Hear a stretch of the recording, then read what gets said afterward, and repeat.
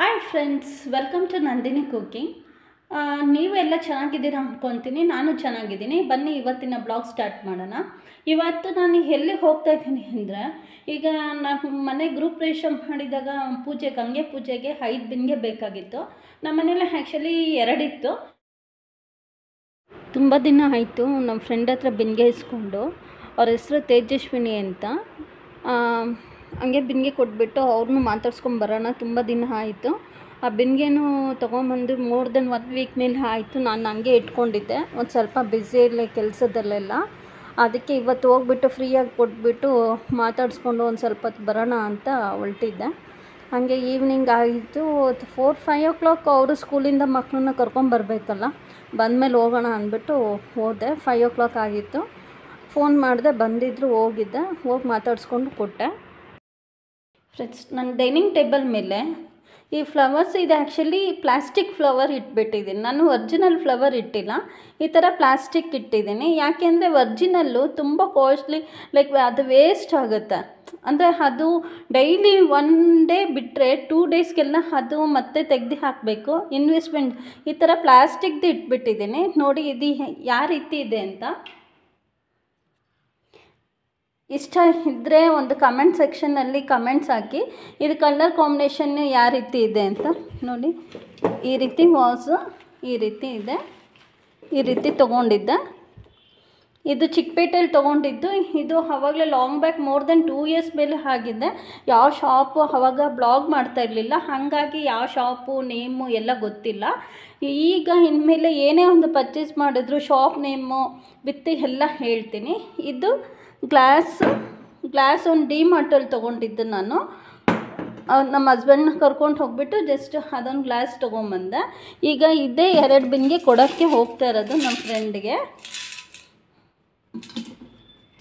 ಕೊಟ್ಬಿಟ್ಟು ಒಂದು ಸ್ವಲ್ಪ ಹೊತ್ತು ಮಾತಾಡಿಸ್ಕೊಂಡು ಹಂಗೆ ಬರೋಣ ಅಂತ ಹೋಗ್ತಾ ಇದ್ದೀನಿ. ತುಂಬ ದಿನ ಆಯಿತು. ಅವರು ಬೈಕೊಂಡಿರ್ತಾರೆ ಅನಿಸುತ್ತೆ. ಫ್ರೆಂಡ್ ಅಲ್ವಾ, ಏನು ಅಂದ್ಕೊಳಲ್ಲ. ಈಗ ಜಸ್ಟ್ ಒಂದು ಸ್ವಲ್ಪ ಹೊತ್ತು ಹೋಗ್ಬಿಟ್ಟು ಟೈಮ್ ಪಾಸ್ ಮಾಡ್ಕೊಂಡು ಬರ್ತೀನಿ. ಹಾಯ್ ಪುನ್ನವಿ. ಹಾಯ್, ಹೆಂಗಿದ್ಯಾ? ಚೆನ್ನಾಗಿದ್ದೀನಿ. ನಾವು ಚೆನ್ನಾಗಿದ್ದೀವಿ. ಏನು ಹಂಗೆ ಮಾಡ್ತಾ ಇದೆಯಲ್ಲ, ಏನದು?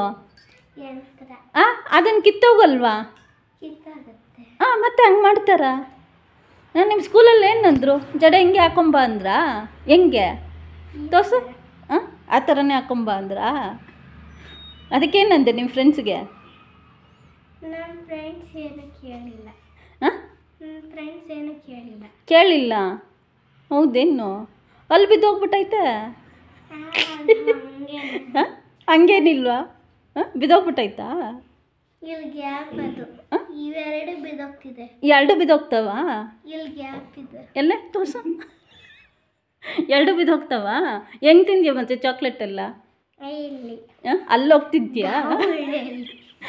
ದೌಡಲ್ಲಿ ತಿಂತೀಯಾ?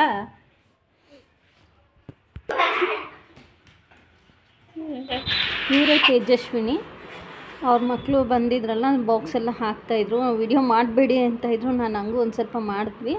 ಆಮೇಲೆ ಹಾಗೆ ಒಂದು ಸ್ವಲ್ಪ ಚಿಕ್ಕದಾಗಿ ಒಂದು ರೀಲ್ಸ್ ಮಾಡಿದೆ. ಅದು ವಾಯ್ಸ್ ಓವರ್ ನಾನು ಸಾಂಗಿಂದ ಕೊಟ್ಟಿಲ್ಲ. ಅದು ಎಲ್ಲಿ ಸ್ಟ್ರೈಕು ಇಲ್ಲಾಂದರೆ ಕಾಪಿರೈಟ್ ಬರುತ್ತೆ ಅಂದ್ಬಿಟ್ಟು ಸಾಂಗ್ ಕೊಟ್ಟಿಲ್ಲ. ಜಸ್ಟ್ ವಾಚ್ ಮಾಡಿ, ಚೆನ್ನಾಗಿದ್ದರೆ ಒಂದು ಲೈಕ್ಸ್ ಮಾಡಿ, ಕಮೆಂಟ್ಸ್ ಮಾಡಿ, ಸಬ್ಸ್ಕ್ರೈಬ್ ಮಾಡಿ.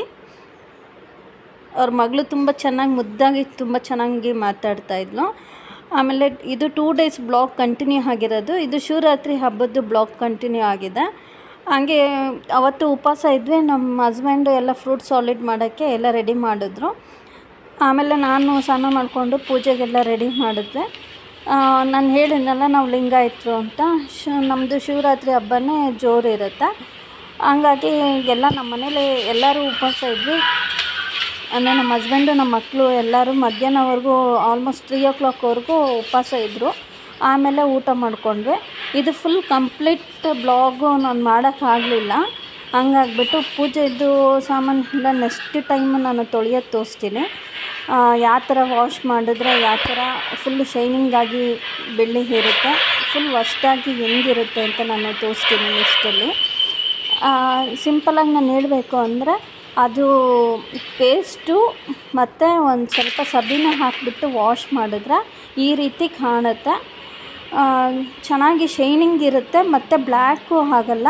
ಎವ್ರಿ ವೀಕು ಈ ರೀತಿ ಚೆನ್ನಾಗಿ ಇರುತ್ತೆ. ನಾನು ಈ ರೀತಿ ಪೂಜೆ ಮಾಡಿದ್ದೆ ನೋಡಿ.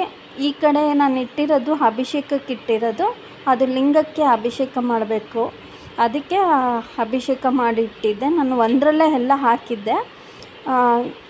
ತುಪ್ಪ, ಜೇನು, ಸಕ್ಕರೆ, ಹಾಲು, ಮೊಸರು ಎಲ್ಲ 5 ಥರದ್ದು ಅಭಿಷೇಕಕ್ಕೆ ರೆಡಿ ಮಾಡಿಬಿಟ್ಟು ಅಭಿಷೇಕಕ್ಕೆ ಮಾಡಿಕೊಂಡ್ವಿ. ಈ ಥರ ನಾನು ಪೂಜೆಗೆ ರೆಡಿ ಮಾಡಿದ್ದೆ. ಯಾವ ಥರ ಇದೆ ಅಂತ ಹೇಳಿ ನನಗೆ ಕಮೆಂಟ್ ಸೆಕ್ಷನಲ್ಲಿ ತಿಳಿಸಿ.